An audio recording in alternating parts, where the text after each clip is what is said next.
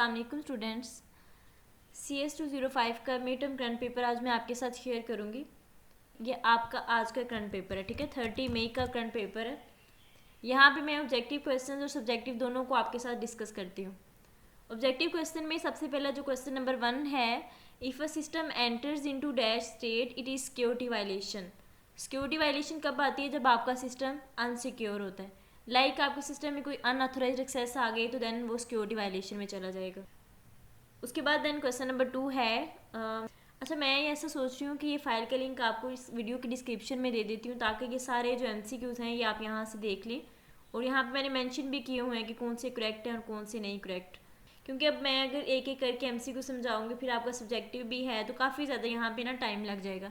तो आप लोगों ने ऑब्जेक्टिव खुद ही देख लेने हैं, तो मैं यहाँ पे सब्जेक्टिव को आपके साथ मेंशन कर देती हूँ ताकि एग्जाम के अंदर कोई शॉर्ट क्वेश्चन के लॉन्ग क्वेश्चन आ जाए तो आप इजीली वहाँ पे अटैम्प्ट कर सकें।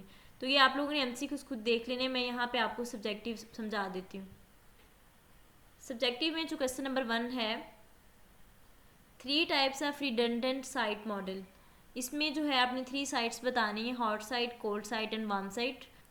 देन क्वेश्चन नंबर 2 है, C security benchmark in profile applicability. तो ये आपके जो सी सिक्योरिटी बेंचमार्क है ये आपका यहाँ पे ये इसका शॉर्ट क्वेश्चन का आंसर होगा। अगर यहाँ पे एक MCQ और पूछा जा रहा है कि सिस की एब्रीवेशन क्या होती है, डीसा की एब्रीवेशन क्या होती है, तो सिस की एब्रीवेशन कि सेंटर फॉर इंटरनेट सिक्योरिटी होती है। सेंटर फॉर इंटरनेट सिक्योरिटी ये आपकी सिस की एब्रीवेशन है। और अगर हम डीसा की बात करें तो डिफेंस इंफॉर्मेशन सिस्टम एजेंसी, वो आपकी डीसा की एब्रीवेशन है, डिफेंस इंफॉर्मेशन सिस्टम एजेंसी। तो यहाँ पे आपने ये दोनों की एब्रीवेशन याद रखनी है MCQs के लिए। उसके बाद शॉर्ट क्वेश्चन नंबर 3 है, name of third layer of transformation model.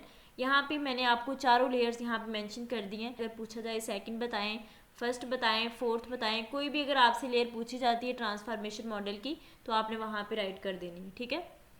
कभी कभी ये होता है कि आपसे पूछा जाता है कि आप ट्रांसफॉर्मेशन मॉडल की चारों लेयर्स को डिस्कस कर दें। आप यहाँ पे जो लेयर 1 है जो बॉटम पे होती है या टॉप पे होती है उनका नेम बताएं। तो इस तरीके से काफ़ी डिफरेंट जो क्वेश्चन होते हैं वो घुमा के पूछे जाते हैं।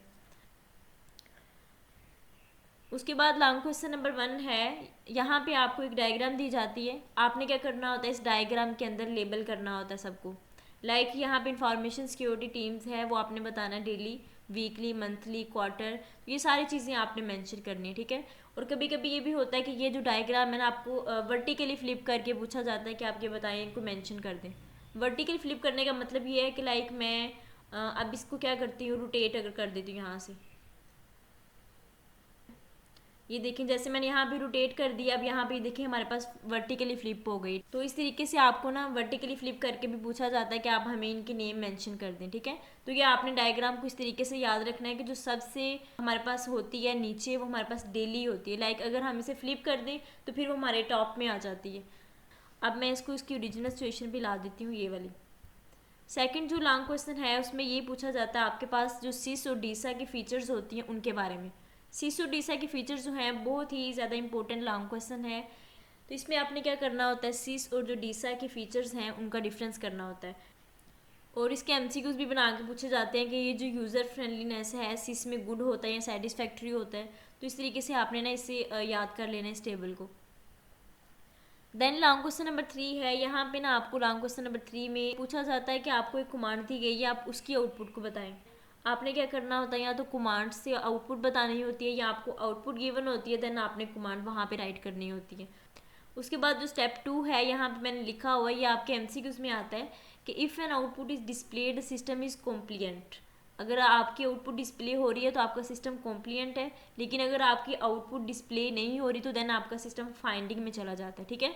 ये MCQs आपने याद रखना है। अगर तो आपकी आउटपुट डिस्प्ले है तो वो क्या शो करती है, अगर आपकी आउटपुट डिस्प्ले नहीं है तो देन वो क्या शो करती है। देन यहाँ पे लास्ट पे जो मैंने इमेजेस लगाए हैं ये बहुत इंपॉर्टेंट है, ये आपने देख लेनी है। यहाँ पे जो सिस की बेंचमार्क उनकी कैटेगरी बताई गई है कि यहाँ पे ये 7 होते हैं और जो 7 होते हैं इनके यहाँ पे बेंचमार्क कितने होते हैं। MCQs में ऐसे पूछा जाता है कि जो मोबाइल डिवाइस है उसके बेंचमार्क कितने होते हैं सिस में, तो आपने बताने होते हैं वो 8 होते हैं। उसके टोटल पूछे जाएँ तो आपने 107 बताने होते हैं। तो ये जो सारी इमेजेस हैं ये आपने ध्यान से याद करनी है। यहाँ पे जो टेबल बनाए गए हैं कि इसके कितने बेंचमार्क्स होते हैं, टोटल कितने होते हैं। अब यहाँ पे जो बेंचमार्क्स हैं 1 बाय 1 इन्हें यहाँ पे डिस्कस किया गया। लाइक पहला था ऑपरेटिंग सिस्टम, देन यहाँ पे ऑपरेटिंग सिस्टम के बारे में बताया गया है कि इसकी फर्दर आगे से कैटेगरीज हैं कि उन कैटेगरीज के डिफरेंट यहाँ पे बेंचमार्क्स हैं, ठीक है। नेक्स्ट जो हमारे पास है सर्वर सॉफ्टवेयर।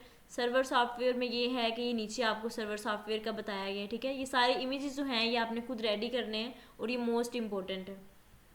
सर्वर सॉफ्टवेयर के बाद देन हमारे पास क्या है, क्लाउड प्रोवाइडर्स। तो यहाँ पे क्लाउड प्रोवाइडर्स ये हमारे पास क्लाउड प्रोवाइडर्स की। तो नेक्स्ट हमारे पास मोबाइल डिवाइस। तो ये हमारे पास मोबाइल डिवाइस है जिसमें जितने बेंचमार्क यूज़ हो रहे हैं वो यहाँ पे मेंशन है। मोबाइल डिवाइस के बाद देन है नेटवर्क डिवाइस, उसके बाद डेस्कटॉप। 5 और 6 जो है हमारे पास ये है मोबाइल और डेस्कटॉप। ये हमारे पास नेटवर्क डिवाइस हो गई, ये हमारे पास डेस्कटॉप हो गई, ठीक है। और लास्ट में है मल्टी फंक्शन प्रिंट डिवाइस। तो ये जो सारी इमेजेस हैं ये आपने रेडी करनी है और यहाँ पे कितने बेंचमार्क्स बताए गए ये सारे आपने याद करने हैं, ठीक है। इस फाइल का लिंक मैं आपको डिस्क्रिप्शन में दे दूँगी, आप वहाँ पे जाके इसकी एक्सेस ले सकते हैं। तो यहाँ पे ये आपने MCQs को देख लेने हैं, सब्जेक्टिव मैंने यहाँ पे डिस्कस कर दिया है। तो ये आपका CS205 का करंट पेपर था। उसके अलावा अगर आपका कोई और सब्जेक्ट है तो आप इस चैनल की प्लेलिस्ट में जाके वहाँ पे चेकआउट कर सकते हैं कौन कौन से मिड टर्म करंट पेपर मैंने अपलोड कर दिए हैं। और इंशाल्लाह मैं कोशिश करूँगी कि मैथ का, स्टैटिक्स का और CS403 का और भी कुछ सब्जेक्ट हैं उनको अपलोड करूँ। तो आप लोगों ने क्या करना है कि चैनल की प्लेलिस्ट में जाके देन वहाँ पे जितने भी आपको मिड टर्म करंट पेपर नज़र आ रहे होंगे उनको ज़रूर एक दफ़ा देख के जाना अपने सब्जेक्ट का, ठीक है। ओके, अल्लाह हाफिज़।